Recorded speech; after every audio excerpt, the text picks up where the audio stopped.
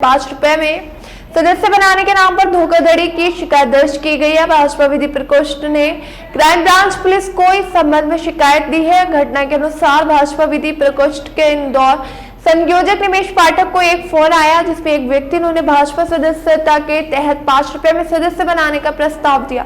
मोहक नामक व्यक्ति ने यह भी कहा कि वे 1000 सदस्यों की सदस्यता दिलाने का आश्वासन दे रहा है। पाठक ने जब अपने वरिष्ठ नेताओं से बात की तो उन्हें बताया गया कि कोई बल्क सदस्यता नहीं दी जा रही है और देश भर में सदस्यों को मोबाइल पर मिस कॉल देकर जोड़ा जा रहा है। इस पर निमेश पाठक ने क्राइम ब्रांच में धोखाधड़ी का मामला दर्ज कराया।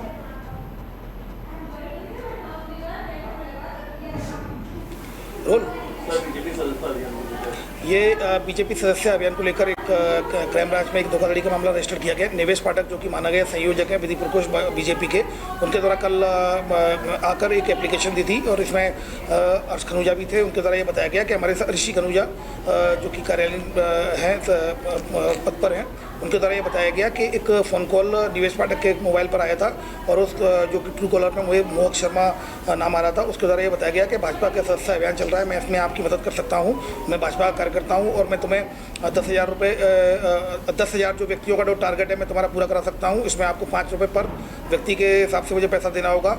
तो तब फिर निवेश पाठक को शंका हुई कि जरूर कोई ये कोई फर्जी व्यक्ति बात कर रहा है। उन्होंने तत्काल इस बात को ऋषि खनूजा को बताया और इनके द्वारा जब वेरीफाइड किया गया तब जाकर तत्काल कि किसी के जो इनकी पार्टी की छवि को धूमिल करने के लिए और इस तरह से पैसा मांगने के लिए, अवैध वसूली करने के लिए और भाजपा का सदस्य बनकर ये प्रतिरूपण कर इसके द्वारा धोखाधड़ी की गई है। तो इस पर से धोखाधड़ी की विभिन्न धाराओं, बीएनएस की धाराओं के तहत केस रजिस्टर कर लिया गया है।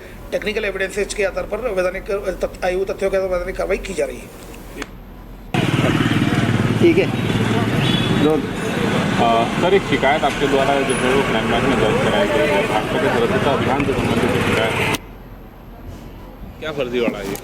कल लगभग 3 बजे मेरे पास एक कॉल आया ट्रू कॉलर पे, जिसका नाम मोहक शर्मा शो कर रहा था।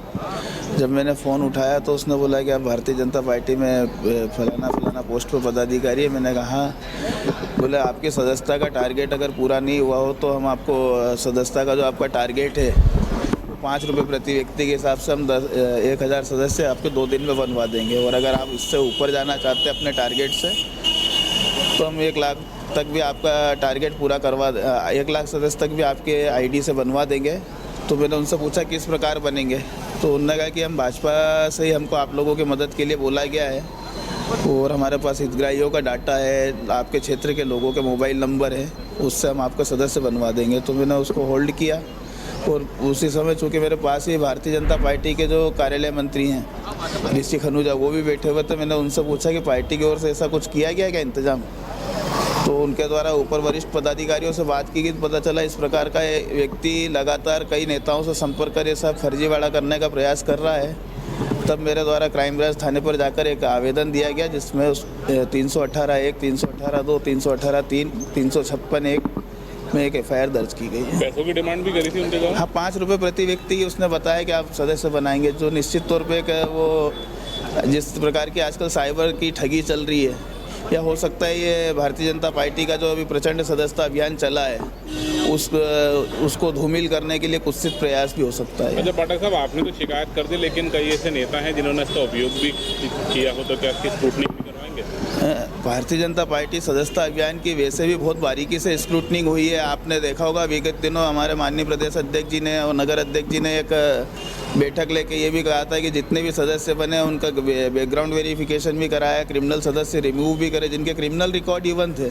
और भारतीय जनता पार्टी का जो ये सदस्यता अभियान चल रहा है ये इतना पारदर्शी है कि अगर एग्जाम्पल के लिए आप भी सदस्यता लेते हैं तो आपके मोबाइल पर ही OTP आएगा, जब आप उसको परस्यू करेंगे तभी वो सदस्यता अभियान का फॉर्म आगे बढ़ पाएगा। तो इसमें इस प्रकार की कुछ भी होने की संभावना नहीं है। ये निश्चित तौर पर ठगी और छवि खराब करने का एक